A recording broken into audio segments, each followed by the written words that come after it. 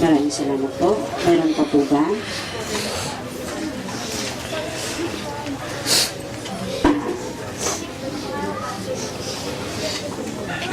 Sa mga lahat po na nakiramay sa amin, kasama po namin kayo, naging kasama namin kayo sa saya, pag may kasayahan sa amin.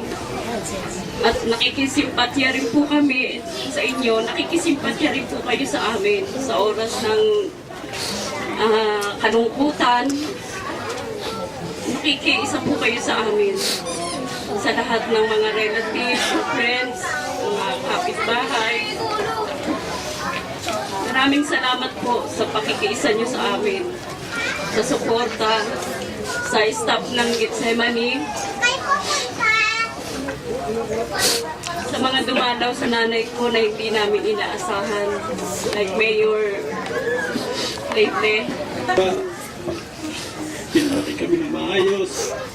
Salamat na sa pagpapalaki sa amin. Maraming salamat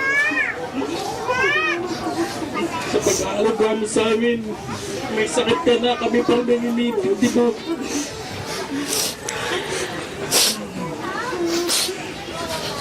Lord, ginawa mo na siya sa amin. Ang buhay ay isang hiyang lamang. Kasama ka na niya, Nais. Sa kanya walang hanggang pangyarihan. Lord, tanggapin mo sa iyo kariyan ng aking magulang. Yan lang, maraming salamat. Maraming salamat po. Meron pa po ba? Sa kanya pong mga apo, baka po may nais na sagot. Ito. Mami kasi yung sanay ako na lagi nasa tabi namin. Nakakapanibago kasi. Iba na yung gigising ka sa umaga, wala na si Mami. Yung time na lang. Malaki na. Meron ako ng malaking problema. 17 years old ako. Si Mami.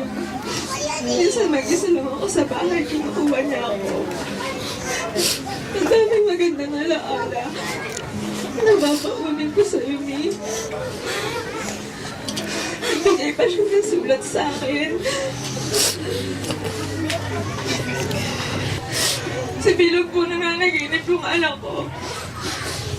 Habang tulog siya, sinasabi niya, "Opo, Mami, Nanay, hindi na po ako iiyak." Parang sinasabi niya, "Huwag na kayo magsiyak kasi kung nasan ako ngayon, masaya na ako."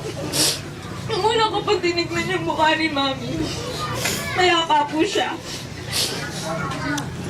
So tanggap niya na po.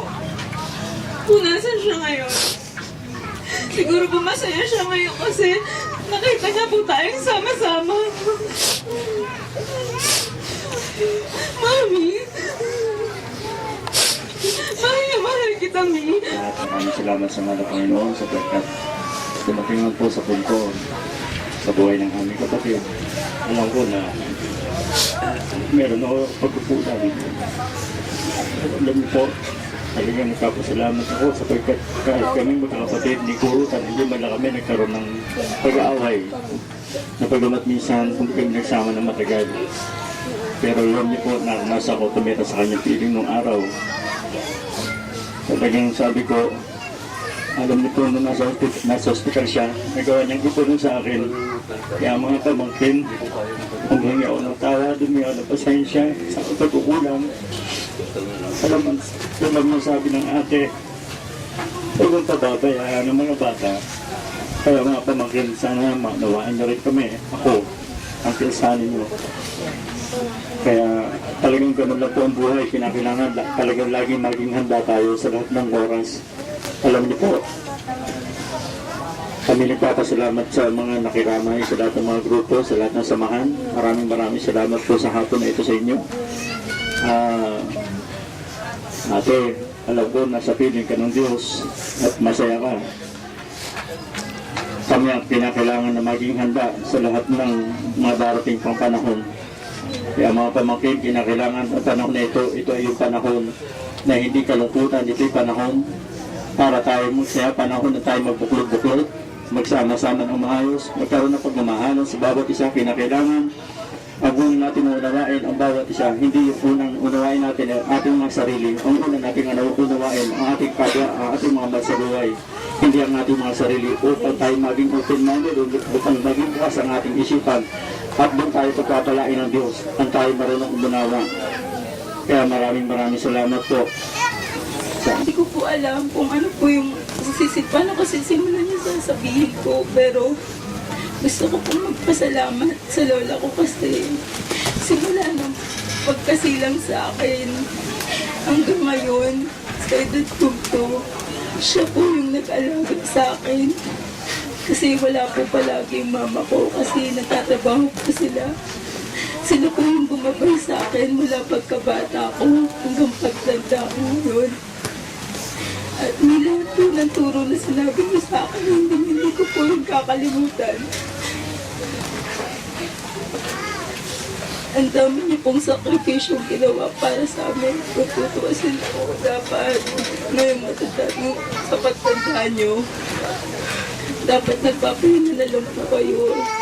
Pero hindi po. Hanggang buhay po siya, bago pa po siya magkasakit. Andun pa rin po siya para gabayan kaming magpipinsan, pati po yung iba niya pang apo. At naalala niyo, may sakit kayo. Nung araw na sinabi niya sa akin, pasensya na kasi naaabalan na nila ako. Kahit inuulit ko pong sabihin, hindi niyo po ako naabala at hindi po ako mapapagod na magbantay sa inyo. Kasi mahal na mahal namin kayo. At alam ko nasabi niya naman na kahit anuman pong oras, handa naman na kayo eh. Pero nung napanood ko po sa video niyo, sinabi po sa akin ng pinsan ko. Gusto niyo po sana na bago po kayo kunin, maabutan niyo kaming makagraduate. Maraming salamat. Mag-aaral kaming mabuti para sa inyo. Hindi niyo man kami makita. Hindi niyo na kami maabutan makagraduate. Lahat ng pagsasikap namin para sa inyo yun. At mahal na mahal namin kayo.